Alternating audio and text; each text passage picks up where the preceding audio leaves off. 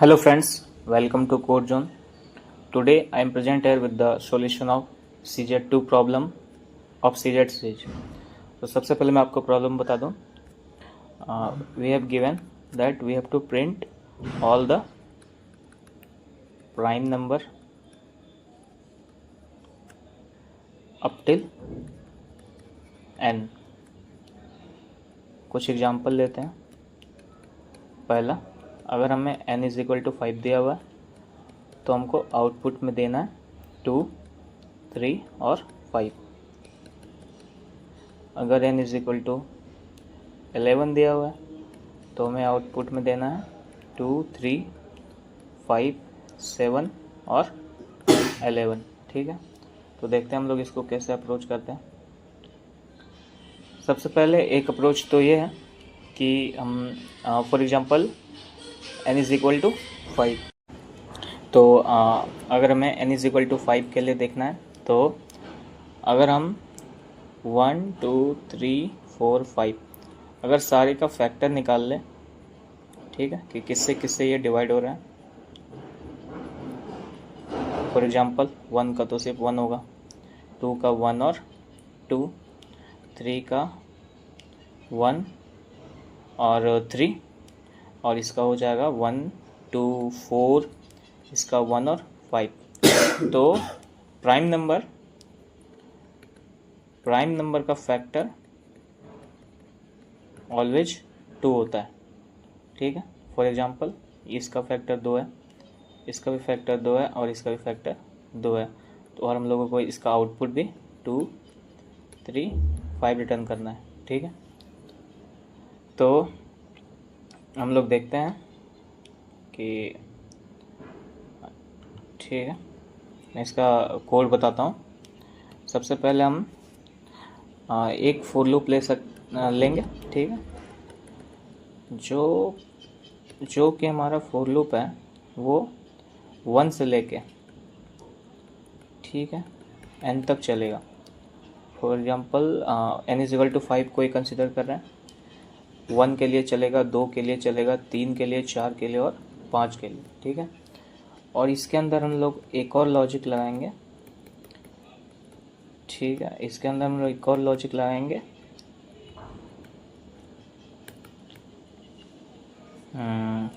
Sorry, यहाँ जे होगा और यहाँ मैं आई ले लेता हूँ और जे प्लस प्लस. ठीक है, तो 1 के लिए क्या होगा, 1 के लिए हम लोग चेक करेंगे. ये लो 1 के लिए ये लूप कितनी बार चलेगा, 1 एक बार चलेगा. ठीक है, और 2 के लिए ये लूप कितने बार चलेगा, 1, 2. हम लोग यहाँ इक्वल टू ले लेते हैं क्योंकि एक के लिए एक बार चलेगा तो 1, तो यहाँ 1 भी तो होना चाहिए. ठीक है, 2 के लिए ये 2 बार चलेगा, 3 के लिए ये 1, 2 और 3 बार चलेगा. तो इससे हम लोग कैलकुलेट कर लेंगे कि ये फैक्टर है या नहीं 1 का, 2 का फैक्टर 1 है या नहीं, या 2 है या नहीं. 3 के लिए हम लोग चेक करेंगे कि 1 इसका फैक्टर है या नहीं, 2 भी और 3 भी. ठीक है, तो हम लोग यहाँ चेक किसी भी नंबर का यदि कोई फैक्टर है, ठीक है, तो उसका कंडीशन क्या होता है कि अगर आई मॉड्यूलो जे अगर हमारा 0 आता है, ठीक है, इसका मतलब अगर रिमाइंडर 0 आ रहा है तो वो उसका फैक्टर है. ठीक है, और लास्ट में हम लोग क्या करेंगे, जिसका भी फैक्टर हर लूप के इटरेशन के बाद जिसका भी फैक्टर 2 आया वो हमारा, उसको हम लोग प्रिंट कर लेंगे. ठीक है, यहाँ पे आई ले लेते हैं. ओके, ठीक है, तो अब हम लोग कोड पे चलते हैं. वहाँ पे देखते हैं कि इसको कोड कैसे करता है. हाँ, तो एक सेकंड, हम लोग कोड पे आ गए. सबसे पहले मैं C++ में कोड कर रहा हूँ. आपको जावा और अगर अदर लैंग्वेजेस के कोड आपको टेक्स्ट फाइल के रूप में प्रोवाइड कर दिए जाएंगे. ठीक है, तो सबसे पहले मैं हेडर फाइल इंक्लूड कर लेता हूँ. ठीक है, और बेसिक स्ट्रक्चर. ठीक है, अब मैं एक मेन फंक्शन बनाता हूँ। सॉरी, यहाँ पे आईओस्ट्रीम होगा। ठीक है, सबसे पहले तो एक हम यूज़र को एक मैसेज देंगे कि एंटर द नंबर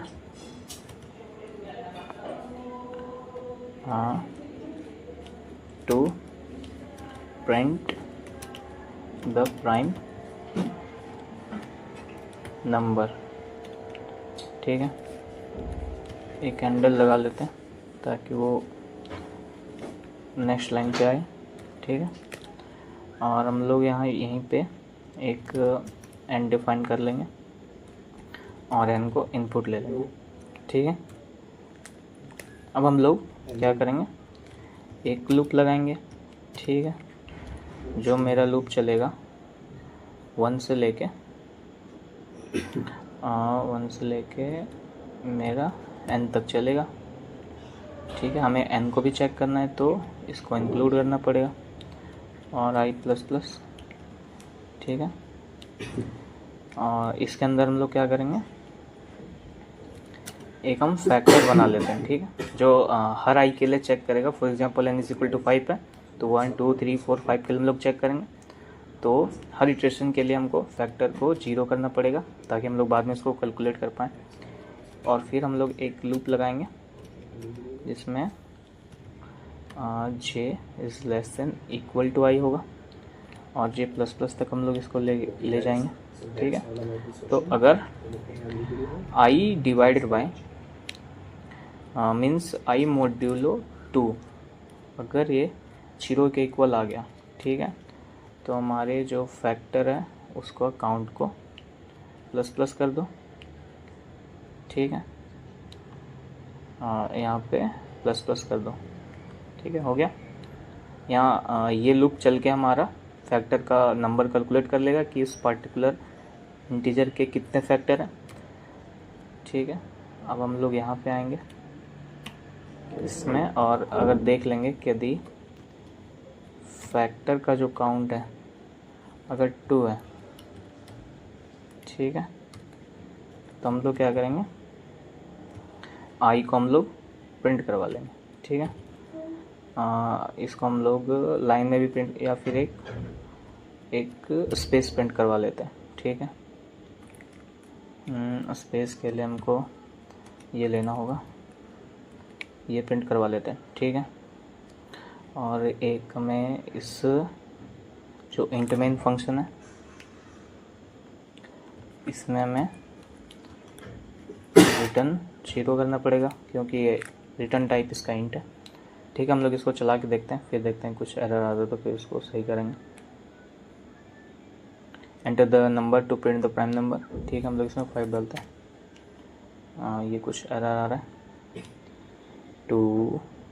ठीक है, इसका कुछ एरर है 5 i plus plus i less than. ठीक है, यहाँ पे तो सही है। हाँ, ये तो सही है। ठीक है, देखिए यहाँ पे हम लोग गलती कर चुके हैं। ठीक है, हमें i को हमें ऑलवेज j से डिवाइड करना है। ठीक है, तो अब हम इसको चला के देखते हैं। ठीक है, 5 तो 2 3 5 प्रिंट हो रहा है।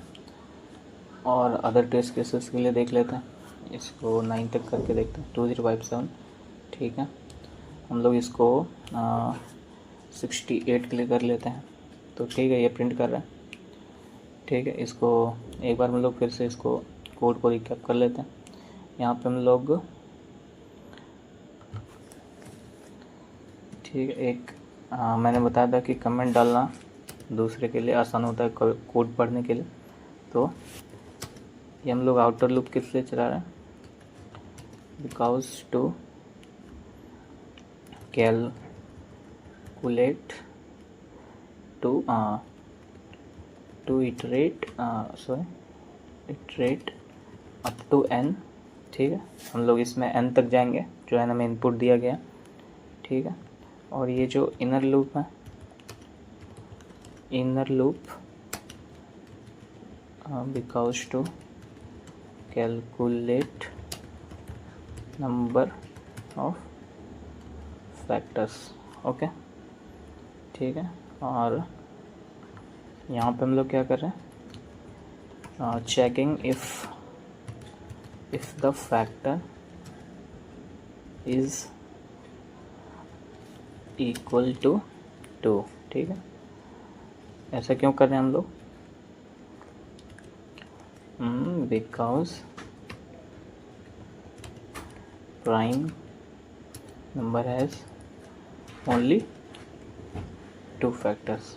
ओके, तो एक बार फिर से हम लोग इसको चला के देख लेते हैं। फॉर एग्ज़ाम्पल 15 के लिए करते हैं। ठीक है, ये प्रिंट कर रहे हैं। तो थैंक यू, मिलते हैं किसी और वीडियो में। Thanks for watching.